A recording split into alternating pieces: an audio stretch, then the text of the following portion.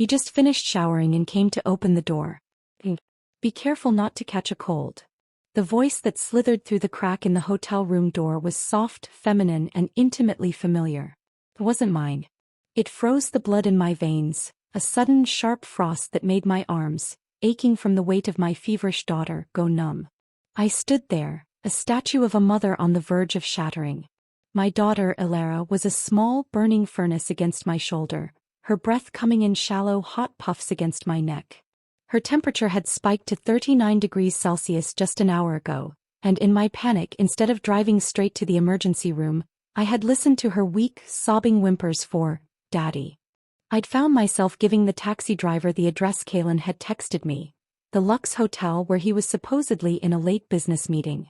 The door opened wider and the world as I knew it ended. It wasn't a business suit that greeted me. It was a bathrobe. My husband, Kalin, stood there, his hair damp, wearing nothing but a plush white hotel robe. His expression was a messy canvas of shock, guilt, and something uglier, annoyance. And behind him, peeking over his shoulder with wide, faux-innocent eyes, was Sloan. Sloan, who had been a constant, buzzing presence at the periphery of our lives for months under the guise of a work transition. She was wearing his shirt, the crisp blue one I'd ironed for him just yesterday morning. The collar was open, revealing a sweep of pale collarbone. She was barefoot as if she'd just climbed out of his bed. My mind, which had been a frantic single-track loop of, Alina is sick, find Kalin, get to the hospital, short-circuited. The pieces, the late nights, the sudden meetings, the emotional distance, clicked into a devastating, obvious picture. Why are you here, Alina? Kalin's voice was low, the tone hoarse, grating. Lena. He hadn't called me Lena, his pet name for me, in months. It was always my full name, a verbal wall. My own face felt pale, a mask of porcelain about to crack. I glanced down at Alina, her little body limp and terrifyingly hot, then back up at him, my gaze scraping over Sloan, who had the audacity to bite her lip and shrink further behind Kalin, a delicate, startled fawn. Didn't you say you were in a meeting? The words left my lips flat and cold. They didn't sound like mine. Kalin's brow twitched, a minute, irritated flicker. Alina has a fever, I continued, my voice dropping to a whisper, so low it was almost inaudible even to me. The ache in my arms was a dull, persistent scream.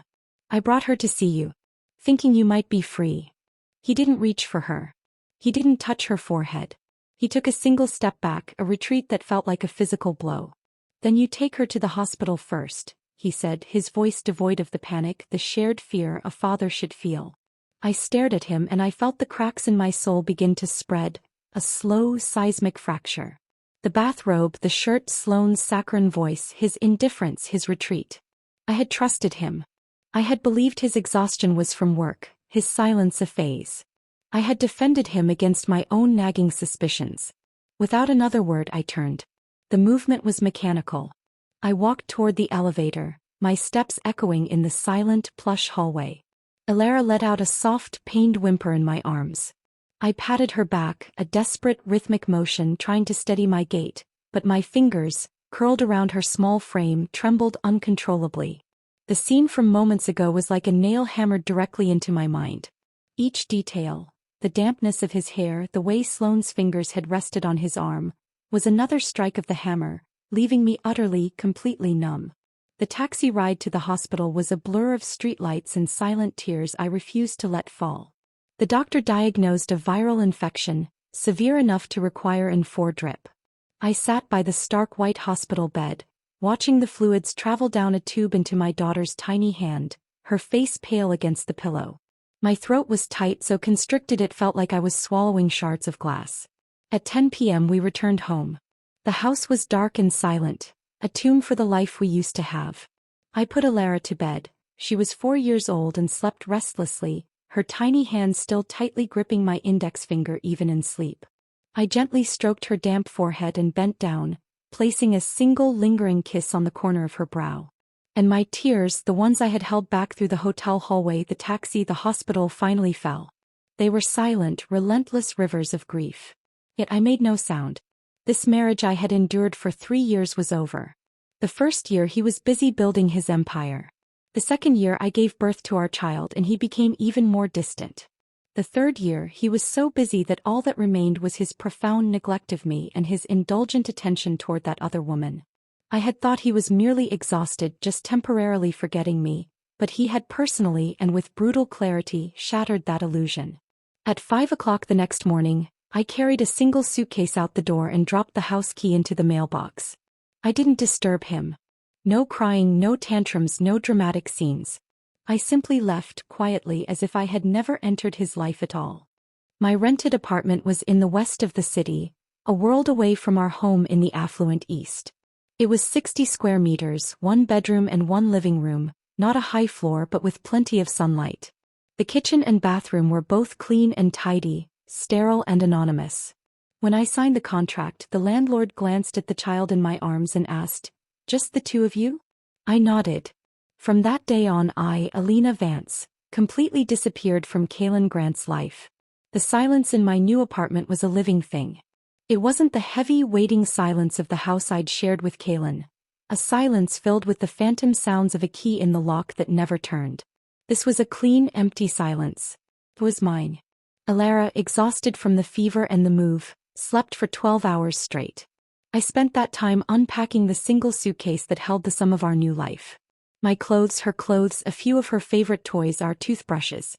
I had left behind the wedding china, the expensive art, the walk-in closet full of clothes Kalin's money had bought. I took only what was essential, what was truly us. When she finally woke, disoriented in the unfamiliar room, her little face crumpled. "I want to go home, Mommy." My heart, already a bruised and tender thing, cracked a little more. I gathered her into my arms, her small body still warm but no longer burning. "This is home now, sweetheart." She looked around the sparse living room at the single second-hand sofa and the cardboard box we were using as a table. "Where's Daddy?" The question was a knife twist. "Daddy lives in the other house now." Her lower lip trembled. "Why? How do you explain betrayal to a 4-year-old? How do you articulate that the man who was supposed to love and protect them both had chosen a different path in a hotel room?" "Sometimes grown-ups need to live in different places," I said, the explanation feeling woefully inadequate. "But it's just you and me now. We're a team. Team Alina and Mommy." She seemed to accept this, her child's mind latching onto the novelty of a team. But the confusion in her eyes remained. The day after moving, I took her to the community hospital to register for a medical card and asked if there were any daycare centers nearby. The child was still young, but I needed to work. Even a part-time job would be a start, a way to support the two of us. The doctor, a kind-faced woman with tired eyes, told me that Alina's constitution was relatively weak and that she needed to pay more attention to rest and nutrition. I smiled and nodded, the picture of a competent, coping mother. But as I turned away, my eyes stung with unshed tears. For the past 3 years, I had revolved entirely around my family. Before marriage, I was the head of the design department at Vance Group with an annual salary starting at $300K. After marriage, I had voluntarily resigned, convinced by Kalin's promises of taking care of us, to focus on being a wife and mother. Thought I was happy. I had a beautiful home, a successful husband, a healthy child. And even when Kalin became increasingly silent and withdrawn, I accepted it as the norm in marriage. I waited for him to come home and cooked his favorite dishes. I got up in the middle of the night to breastfeed, not daring to turn on the light for fear of waking him. I didn't even mind that my mother-in-law had never acknowledged me as a daughter-in-law, still sending gifts and tonics to Kalin every month on his behalf. But I never imagined that the man I had entrusted my heart to would secretly let another woman wear his shirt behind my back. That night, after putting Alina to bed, I sat on the shabby, lumpy sofa, my child fast asleep against my shoulder. I gazed at the rows of identical apartment buildings outside the window, their windows glowing like a grid of distant, unfeeling stars. My life, which had once felt so expansive, had been reduced to this single small square of light. And in that quiet, desperate moment, something inside me shifted. The grief and numbness began to harden into something else. Resolve. A cold, sharp, unyielding determination. I would stand up again. Not for Kalin, not for anyone else, but for myself and for my daughter. For Alina, who deserved a mother who was whole, not a ghost pining for a life that was a lie. Kalin noticed my disappearance 3 days later. I found this out later, piecing it together from snippets of information. That day when he came home, or rather to the house that was no longer my home, his key wouldn't turn in the lock. Impatient, he called the property management to open the door. Upon entering, he found the place completely empty. The cabinets, once filled with my curated dinnerware, were bare. The kitchen, where I had spent hours trying to perfect meals he would often miss, was cold and sterile. Not even a bedsheet remained on the bedroom mattress. Only 2 items were left on the coffee table in the vast, echoing living room: our marriage certificate and a single sheet of paper. The divorce agreement. I had written it myself, my handwriting steady and clear, without a single tear stain or emotional fluctuation. It was simple and direct. Mr. Grant, let's end this. The property is yours. The child stays with me. Don't look for me. Alina will be just fine. Goodbye, Alina. As if it were just an ordinary work handover. He stood in place for a long time, I was told. His fingertips lightly rubbed the corner of the paper, his expression terrifyingly dark. He sat down quietly, staring at the table, his mind a little unsettled.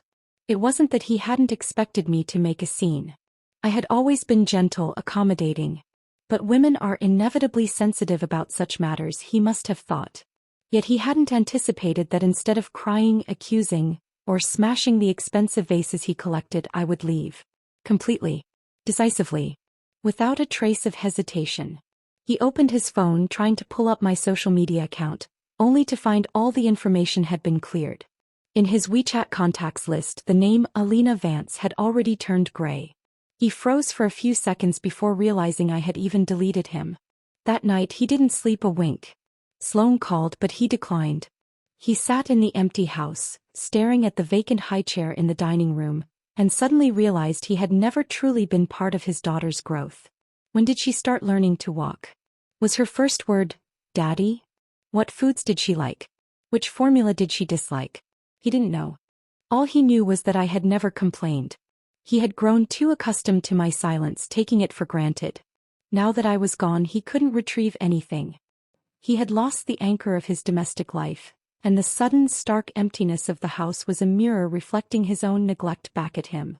A few days later, he appeared at the foot of the Vance Group building.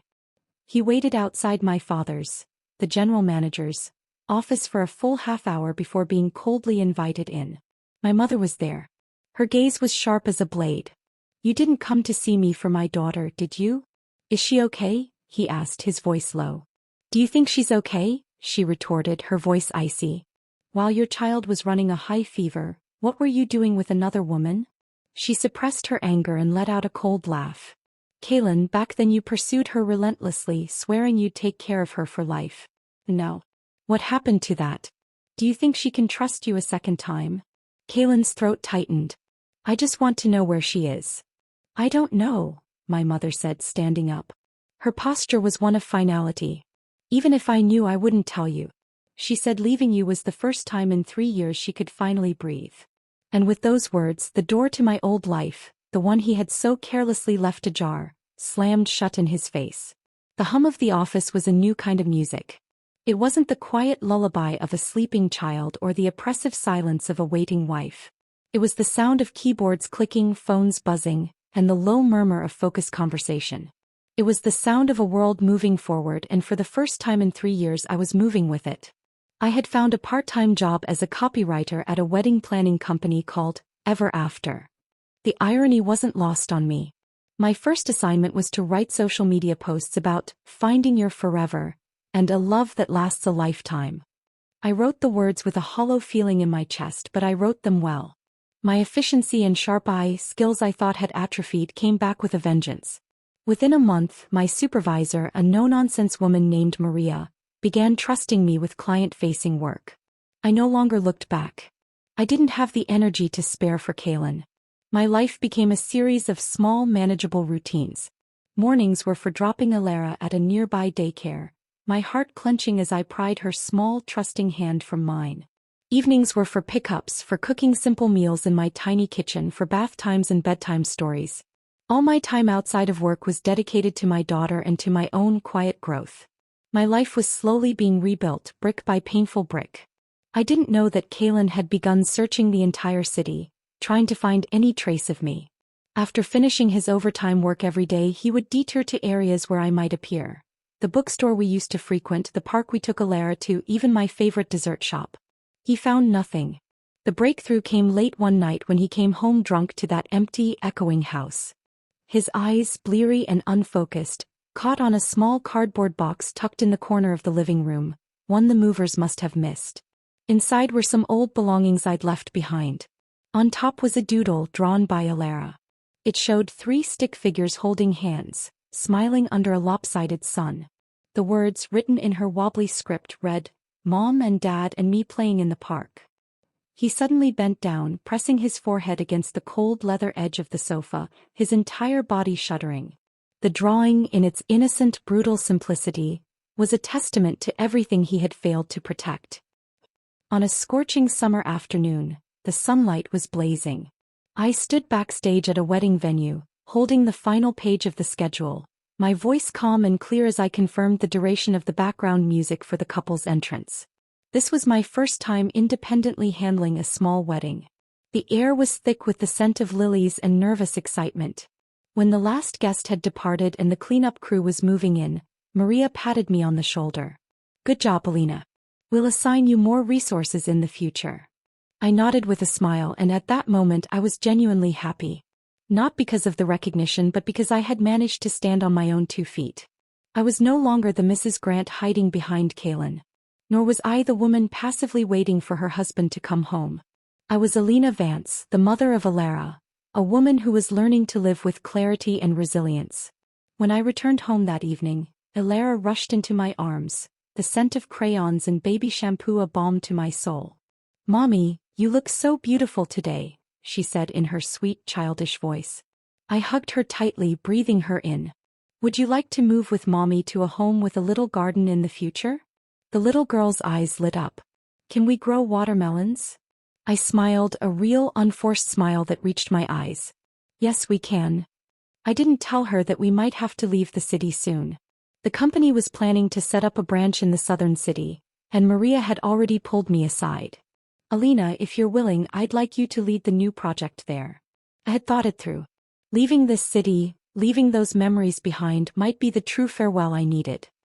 For Kalin, however, the situation was entirely different. He received an anonymous call in his office. The voice on the other end was low and hushed. "Sloan's child isn't yours." For a moment he didn't understand. The words didn't compute. "I can send you the DNA test report. She faked it using your water glass and toothbrush just to gain your sympathy." The call ended and he stood there motionless for a long time. He recalled the day Sloan had tearfully claimed to be pregnant, her signed fragility as she said, "I don't want to come between you and Alina," and how, overwhelmed by guilt and a twisted sense of responsibility, he had pushed me to the brink of neglect. He had once believed he was merely suffocating under the weight of reality, and Sloan had given him the illusion of being understood. He never expected that this understanding was actually exploitation. He stormed out of the office and went straight to find Sloan. The woman was doing skincare in her apartment, her face a mask of green goo, and was startled when she saw him enter. "What brings you here?" "I need to ask you something. Is the child mine?" Sloan's face, what was visible of it, turned pale. Her smile was frozen. "What nonsense are you talking? Of course it's yours." Kalin sneered, pulling out a copy of the anonymously sent DNA test and throwing it in front of her. "What else do you have to say?" Sloan's face suddenly changed. She snatched the report, her hands trembling as she tore it to pieces. "It's her, isn't it, Alina? She turned you against me." "I looked into it myself," he cut her off, his voice like ice. "Did you really think I'd stay in the dark forever?" Sloan trembled with anger. "Are you so devoted to her? But she's already gone. She didn't even leave you a way to contact her. Do you know how heartless she is?" Kalin's expression remained unchanged, but he felt as if his chest had been punched, the air forced from his lungs. After a long silence he said quietly, "She has every right to be heartless. You'll regret this." Sloan shouted, her voice shrill. "I already regret it enough now," he said and turned to leave, closing the door on the wreckage of his mistakes. That night Kalin dreamed of me. In the dream I was wearing a white dress, holding an infant Alera in my arms as I walked toward him. He reached out to grab me but grasped only empty air. My gaze was calm and utterly unfamiliar, as if I didn't know him at all. When he woke from the dream, it was still dark. He sat by the bed, lighting one cigarette after another. The room filled with swirling smoke, a trapped cage of his own making. The next day he took leave and visited the few daycare centers he had previously looked up. One by one he inquired, holding on to the desperate, pathetic hope of, if I find her, it's fate. He showed my photo, Alara's photo, and was met with shaking heads each time. It wasn't until the fourth place that a young teacher frowned and said, "This little girl. She looked somewhat familiar. What was her name again?" His heart skipped a beat. At the same time, I was shopping with Alara at a supermarket near the apartment. I had just finished paying when my phone rang. It was the assistant from the wedding company. "Alina, the project in Nanch has been approved. Maria said if you confirm, they'll book your flight for next week." "All right," I said, my voice even. "I'll think about it." As I hung up, Alara looked up from the candy aisle and asked, "Mom, are we moving?" I crouched down, meeting her at eye level. "Alara, do you miss Daddy?" The little girl blinked, her expression serious, and then she shook her head. "Daddy doesn't like me, and he doesn't like Mommy either." My heart ached sharply, a physical pain that stole my breath. I gently stroked her hair, my voice as light as the wind. "It's okay. Mommy will always be by your side." 3 days later, Kalin stood for the first time at the foot of my new residence. He watched from his car as I walked out of the building, holding my daughter in my arms. I had cut my hair into a sharp chin-length bob, looking fresher and more graceful than I had in years before my marriage. Though my face was still pale and thin, there was a new light in my eyes, a determination he had never seen before. I didn't see him. He took a step back, standing in the shadow of a corner, watching the mother and daughter hail a taxi and leave. He wanted to chase after us, but he didn't dare. He feared I would say, "You have no right to appear." He was terrified of the finality in my eyes, the look that said I would never look back. He had thought those 3 years of my silence were just an adjustment period. That as long as I didn't argue or make a scene, it meant everything could still be mended. But I had truly let go. And he was just beginning to understand what it meant to lose. The confirmation email for the Nanch project glowed on my screen. All I had to do was hit reply, and type, "I accept." My finger hovered over the keyboard. This was more than a transfer. It was a final severance from the city that held my ghost, from the man who was now a stranger. It was the ultimate declaration that my future was mine to build. Alara was coloring at my feet, her tongue peeking out in concentration. I looked at her, at the simple, sunlit reality of our new apartment, and I knew. I typed, "I accept," and felt a lock click shut behind me. The past was a country I would no longer visit. I threw myself into the preparations. My life became a study in purposeful motion. Mornings, daycare drop-off, a kiss on a soft cheek, a whispered, "Be brave, my love." Workdays, a whirlwind of vendor meetings, mood boards, and budget spreadsheets. Evenings, the best part. Picking up a sleepy Alara, her small body sagging against mine, the scent of her hair as I carried her home. We'd cook together, her tiny hands helping to stir pasta sauce. Bath time was a splashy, giggly affair. After she was asleep, I would pour a glass of wine and open my laptop, reviewing client needs, refining presentations. It was exhausting, a bone-deep fatigue I hadn't known since her infancy, but it was a clean tiredness. I was building something, and every ache was a testament to that. I just didn't expect that in this life I had personally rebooted, Kalin would find a way to appear again. The first time was at the daycare center entrance. I was holding Alara's hand, listening to her chatter about a ladybug she'd seen, when she suddenly froze, then waved her little arm wildly. "Mommy. It's Daddy." My entire body went rigid. I instinctively looked into the distance. And there he was, under the ginkgo tree at the edge of the parking lot, dressed in a simple, untucked shirt, looking less like a corporate titan and more like a man trying to blend in. When he saw me, his eyes instantly lit up with a desperate, hopeful fire, and he started walking toward us. My grip on Alara's hand tightened. "How did you find this place?" My voice was colder than I intended. He stopped a few feet away, his gaze flicking from my face to Alara's. I looked up the project address for Ever After's new branch. Then I tracked down the daycare centers nearby. It took some time. My expression darkened. "Are you following me?" "Not following," he said quickly, his hands raised in a placating gesture. Just wanted to see her one more time. He looked at Alina with a gentleness I remembered from a lifetime ago. Can I stay with her for a while? I instinctively pulled Alina closer, a lioness shielding her cub. She doesn't need you. His throat worked and I could see the words he wanted to say dying before they were born. But then I felt a small tug on my hand. Alina was looking up at me, her eyes wide and pleading. Mom, is it okay? I looked down into her hopeful, innocent face and my resolve wavered. How could I deny her this? In her world he was still just Daddy, a source of joy she hadn't yet learned to associate with pain. 15 minutes, I said, the words tasting like ash. Not a second more. After that, Kalin became a semi-regular fixture. He appeared almost every day at pickup time. He'd take Alina out for ice cream, read her picture books on a park bench and patiently play with educational building blocks, savoring every extra minute. He became familiar to the other parents, even volunteering to help move teaching materials. Alina was overjoyed. Her eyes would light up at the mention of Daddy. Yet I always maintained a clear, icy boundary. I never joined them. I stood apart, a silent sentinel. We need to talk, I told him one day after he had brought her back, her face smeared with chocolate. She's happy because she doesn't yet understand disappointment. Don't misunderstand. She isn't accepting you again because she remembers you used to be Dad. But I'm different. I stopped believing in you long ago. He stood before me, the setting sun casting long shadows around us. His lips moved slightly as if trying to form a defense, a plea, an explanation. But in the end he couldn't utter a single word of rebuttal. What was there to say?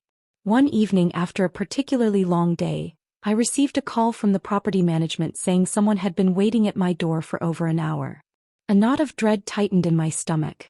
When I returned with Alina, I saw him standing there holding a small, elegantly wrapped cake box and a fully assembled, beautifully crafted handmade wooden rocking horse.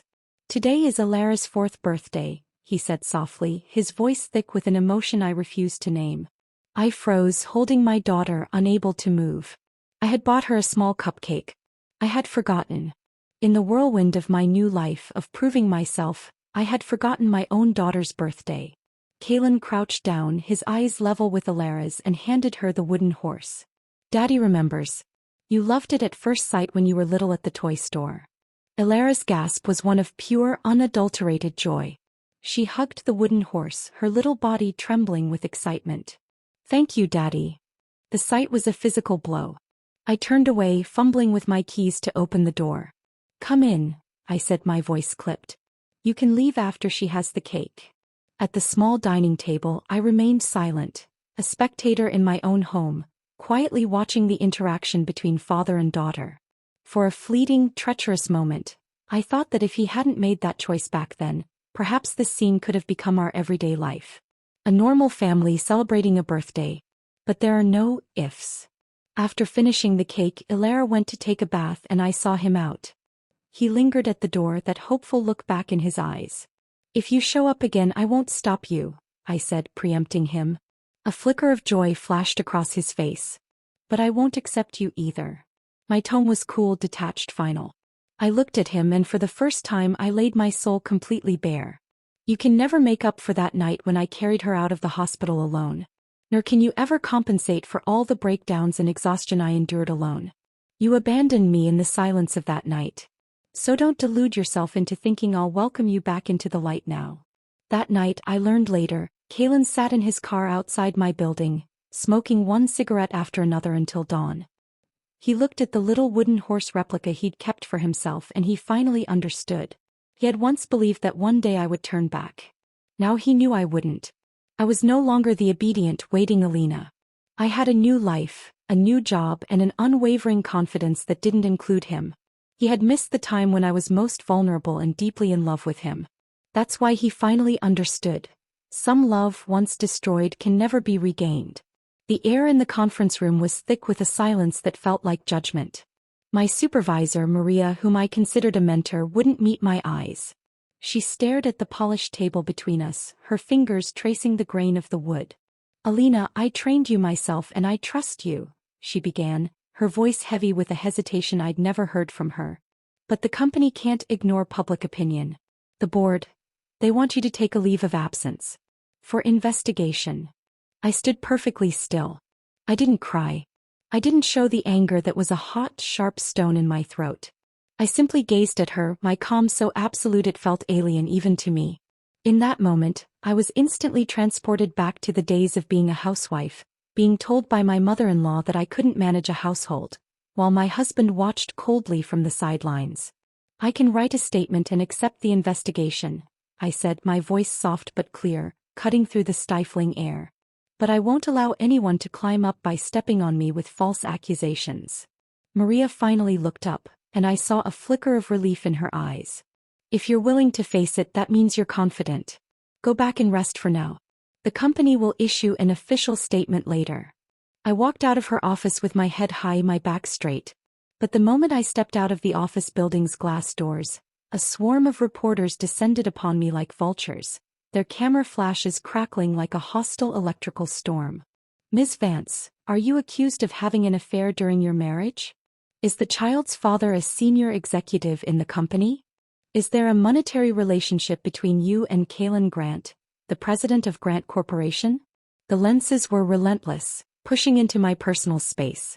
I clutched Alina tightly with one arm, using the other to shield both our faces. She buried her head in my neck, her small body trembling. "Mommy, let's go home," she wailed, her voice thick with terrified tears. "I don't want these people." The sound of her fear broke through my icy composure. Panic began to claw at my throat. I was trapped. Amid the chaos, a hand suddenly gripped my shoulder, firm and sure. I looked up, startled. It was Kalin. He moved instantly, positioning his body as a shield between us and the rabid crowd, pulling me against his side. "Step aside," he commanded, his voice a low, dangerous rumble that cut through the noise. When the cameras focused on him, the reporters froze for a second before growing even more frenzied. "Mr. Grant, are you one of the parties involved? Did you divorce for her sake? Is the child really yours?" Kalin's expression turned to Arctic ice. "If anyone doesn't put their cameras away today," he said, his voice dropping to a deadly calm, "I'll make sure your company loses the project forever." The group fell silent, the threat so potent it was almost a physical force. He escorted us through the stunned crowd to the parking lot and opened the passenger door of his car for me. "Get in. I'll take you back." I didn't move. I stood there, my heart hammering against my ribs, and looked at him, my gaze as icy as his had been. "Are you here to make amends?" "It's not compensation," he said, his eyes holding mine. "I just don't want you to feel wronged." "President Grant," I spat the title. "Isn't it a bit too late to talk about wrong now?" I hugged my daughter tighter and turned to leave. He took 2 quick steps forward, catching up to me. "Alina, I already know about Sloan's scheme. She set me up. But how did you do it?" I stopped and turned to look at him, my gaze sharp as a blade, finally unleashing the fury I had kept bottled for so long. "You believed her every word, even neglecting your own daughter's illness. Not only did you fail to question her, but you also defended her. You weren't set up, Kalin. You were willing to be deceived by her. You never had any intention of turning back. It was only after I left that you remembered what home was." My voice grew quieter but also colder, each word a shard of glass. "At that time I sat in the hospital all night, holding our feverish child in my arms, while you were in her bed." I couldn't continue. The memory was too vivid, the pain too raw. I turned and walked away, leaving him standing there, motionless, his fingers slowly tightening into fists at his sides. It wasn't that he hadn't considered I might resent or hate him, but he never expected my pain to run so deep that I could accuse him without a trace of emotion. That look of complete resignation in my eyes was more terrifying than any heart-wrenching sob. That same evening, Kalin made his move. He posted a lengthy, public statement on social media, admitting to having married me 3 years ago and since divorced, with whom he now shares a daughter. He stated that all malicious online speculation and false accusations had entered legal proceedings and that all rumor-mongers would be held accountable according to the law. At the end, he wrote the words that would later be screenshotted and discussed across the city. "She did nothing wrong. I'm the one who doesn't deserve her." That night I saw the statement. I didn't like it or repost it. I felt no vindication, no warmth. I just felt tired. I turned off my phone, curled my body around my sleeping daughter and closed my eyes. I had decided. I would move to Nanch. I would completely end all of this and start over. As for him, he could stay where he was, slowly tasting the bitterness of the loss his own actions had created. The weather in Nanch was humid, a stark contrast to the city I'd left behind, but the sunlight was pleasant, softer. On the third day after moving into our new temporary apartment, I threw myself into the preparations for a new, smaller-scale project. I adapted to the new work rhythm with a grim determination, swiftly gaining the quiet respect of my new colleagues in the Nanch branch. My life became a fortress of routine. Sending Alina to the new daycare in the morning, working until 6 p.m., picking her up, coming home to cook, telling stories, bathing and putting her to sleep. No matter how late, I always made time to review my work and summarize client needs. It was exhausting, a relentless cycle, but I found a grim joy in all of it. I knew every step, no matter how small, was building a stronger, more independent future for myself and my daughter. I was finally laying my own foundation. And this time no one would be allowed to shake it.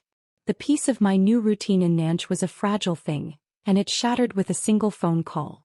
My assistant's voice was tight with urgency on the line. Alina, it's Sloan. She's posted a video online. A real name expose. I clicked the link she sent with a steady hand, my stomach a cold, hard knot. There she was on my screen, Sloan. But it was a ghost of the polished, cunning woman I knew. She was emaciated, her cheekbones sharp against sallow skin, her eyes ringed with smudged, heavy makeup that did little to hide the wild desperation in her gaze. Everyone is cursing me, she slurred, leaning into the camera. But do you know Alina Vance isn't clean either? Who helped her secure the resources to get to where she is today? Who sent her to Nanch? Who handled her PR and cleared her path? She paused for dramatic effect, a grotesque parody of her former slyness. Kalin Grant. She knew he regretted it long ago. He accepted it. Just pretended to be proud. That divorce was nothing but a staged act. They conspired to gain attention and divert stock price trends. The final sentence landed with a resounding, pathetic thud. I felt nothing but a distant, cold disgust. I handed the phone back to my assistant. Forward the link with one line, I instructed, my voice devoid of emotion. Those least deserving of pity love to act the most. Just as I predicted, Sloan's last desperate counterattack only stirred a few ripples before being swiftly debunked and slapped down. The legal department of the Grant Corporation immediately issued a lawyer's letter, and several financial media outlets published exposés on Sloan's various schemes to cash out and flee the entrepreneurial circle. The online mob, fickle as always, turned on her with renewed fury. I never brought the matter up again. It was beneath me. But the past, it seemed, wasn't done with me. That very night I received an anonymous package. No return address. Inside was a stack of old audio transcriptions and a single grainy photograph. The photo was a surveillance screenshot from 3 years ago, time-stamped. It showed Sloan entering the maternity ward of the hospital where I was scheduled to deliver Alina. The day I was in excruciating pain, my body screaming for the C-section that had been scheduled for weeks. My fingers trembled slightly as I picked up the audio transcript. The words, cold and clinical on the page, captured Sloan's voice making backstage arrangements at the hospital. She's having a C-section. It's best not to let Kalin know immediately, in case he changes his mind. The world tilted. I finally understood. It wasn't a coincidence, a tragic twist of fate, that I had lain alone on the operating table that year. In so much pain my vision went dark and Kalin never appeared. It wasn't that he was simply busy. It was a scheme orchestrated by Sloan. And the transcript noted he had been standing just a 10-minute drive away from me at the time, yet he never showed up. He had been kept away. By her. And by his own willingness to be kept away. I leaned back slowly in my chair, the papers falling from my numb fingers. I remained silent for a long, long time. The hum of the refrigerator the only sound in the apartment. The betrayal was no longer just emotional. It felt physical, a violation that reached back through time and touched the most vulnerable moment of my life. That night, Kalin came to drop off Alina after their weekly visit. He walked into the house but he didn't leave immediately. He stood by the door, his posture tense. I know you received that express delivery, he said, his voice low, almost a whisper. You shouldn't know that. I replied, my tone calm, yet laced with a detachment that felt like a weapon. It was anonymously sent by Sloan's former assistant. I just saw it too. She was afraid of being implicated, so she sent it to you. He paused, searching my face for a reaction he wouldn't find. Do you believe her? I believe you'll get through this, he said, the words hollow. But I never expected she wouldn't even let go of the day you gave birth. That was the final straw. The dam of my composure broke. I looked at him, my eyes utterly calm, and yet I knew they burned with a cold fire. You should have thought of this long ago, Kalin. My voice was quiet, but it filled the small space. Back then, when I was between life and death, it was Sloan who arranged the doctors, who handed over the consent form. Where were you? His throat moved, but no sound came out. My life was in her hands for a round, I continued, the truth of it settling deep into my bones. And now you're telling me you regret it. You feel guilty. You've cut ties. Do you think that should soften my heart? I took a step toward him, my gaze holding his, my tone as cold as frost. I stopped needing your guilt long ago because you never truly cherished me. Not then. Not until it was too late. Kalin stood in place, his fingers slightly clenched, the knuckles turning white. Yet he remained silent. He had no defense. There were no words left. He knew in that moment that I was truly, completely not turning back. The door was not just closed. It was sealed shut, the lock fused by a pain he could never comprehend, let alone undo. After he left, I sat down at my laptop. The screen glowed in the dark room. I opened a new document and began to type. It wasn't a letter to him. It was a letter to my daughter, to be read one day when she was old enough. My dearest Alina, I wrote, my fingers flying across the keys. Mom once loved someone deeply in this lifetime. But he taught me that love should never be without boundaries. We must both become women who can live well without relying on anyone. You can do it. And so can Mom. Outside the window, the moonlight was like frost, painting the world in shades of silver and blue. I gently closed my laptop. That night I slept peacefully without dreams. Because I knew with a certainty that was both terrible and liberating, that no matter how painful the past had been, I had already endured the worst of it. The rest was just aftermath. The official notice came in a crisp corporate email. I was being promoted to deputy director of the wedding planning department at the company headquarters.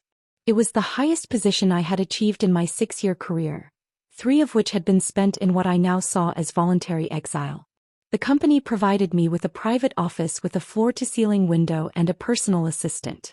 My annual salary jumped to a figure that would have once felt like a fantasy. Standing on the rooftop of the headquarters during the welcome reception, a glass of champagne in my hand that I had no intention of drinking, I looked out at the city skyline. It was both familiar and unfamiliar. I remembered countless nights standing at the window of my old home, gazing at this same view, waiting for a man to come home. Now I was looking down on it from a position of my own making. I no longer waited for anyone. The wind brushed through my newly cut hair, and I felt an extraordinary clarity. I relied only on myself. The move back to the city was a logistical nightmare, but I handled it with a calm efficiency that had become my second nature. Alina, now more perceptive, held my hand as we surveyed the new, larger apartment the company had helped me secure.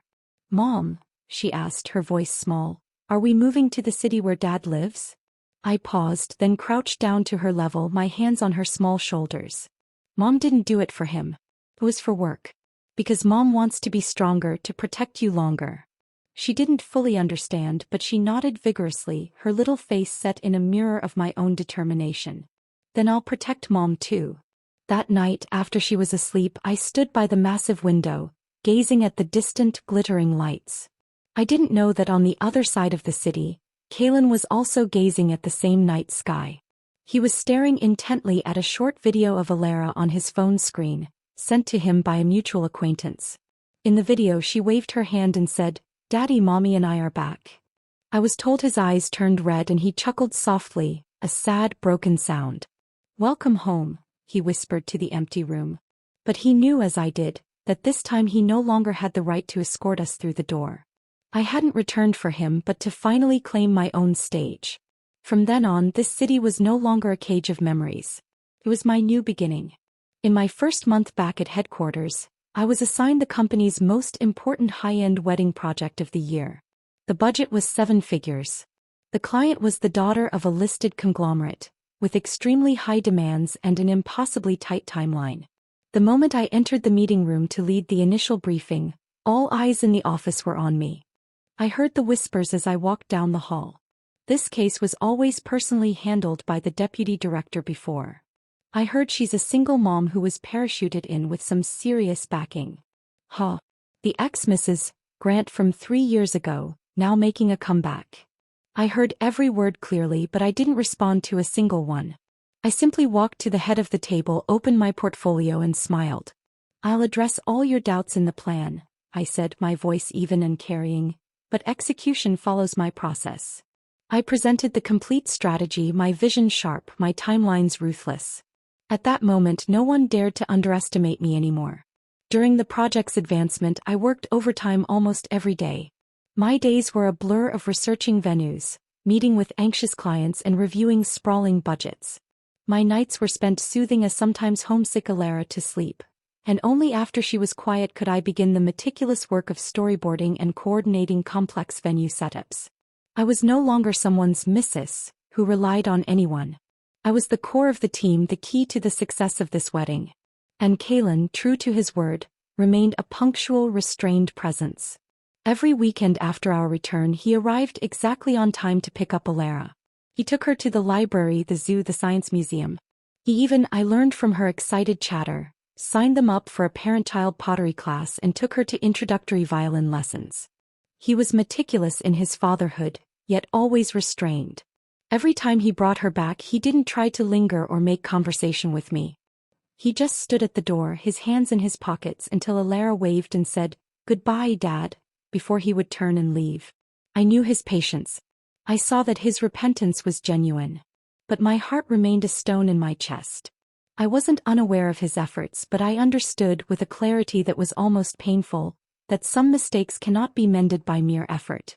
Especially when, back then, at the moment I needed him most, he had chosen someone else. The wedding project passed its final review with flying colors. I stood on the office balcony, watching the city lights surge like tides below, and felt a strange emptiness in my heart. I had done it. I had won. A victory in my career, a victory in my self-discovery, a victory against the woman who had betrayed me. Yet I didn't feel the relief or elation I had expected. The feeling was short-lived. My assistant suddenly pushed the door open, her face pale. "Alina," she said, her voice trembling slightly as she handed me her phone. "Sloan. She's posted another video." I took the phone. The video was even more unhinged than the last. Sloan was emaciated to the point of being almost unrecognizable, her eyes wild with a desperate madness. "Everyone is cursing me," she shrieked. "But do you know Alina Vance isn't clean either? Who helped her secure the resources? Who sent her to Nanch? Who handled her PR? Kalin Grant.